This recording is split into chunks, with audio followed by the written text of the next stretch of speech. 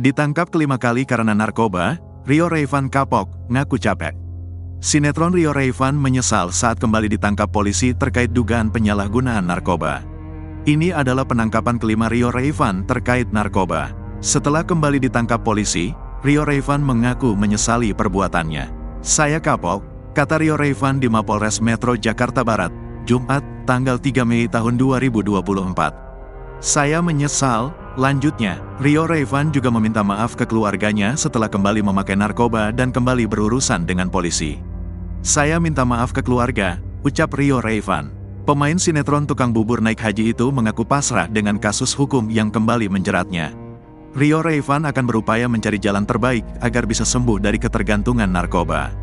"Capek begini terus," kata Rio Raivan. Rio Raivan disebut tidak akan mendapatkan rehabilitasi usai 5 kali tertangkap karena kasus narkoba. Rio Raivan ditangkap di rumahnya, di kawasan Jatinegara, Jakarta Timur, Jumat, tanggal 22 April tahun 2024. Menurut Kapolres Metro Jakarta Barat Kombes M. Syahdudi, Rio Raivan tidak akan diberikan proses rehabilitasi lantaran sudah berulang kali tertangkap. Alih-alih kapok, polisi menemukan 3 jenis narkoba sekaligus di dalam rumah Rio Raivan. "Kami berpedoman kepada surat telegram Kabareskrim Polri bahwa terkait pelaku narkoba yang sudah berkali-kali ditangkap, maka tidak ada proses rehabilitasi," ujar Syahdudi.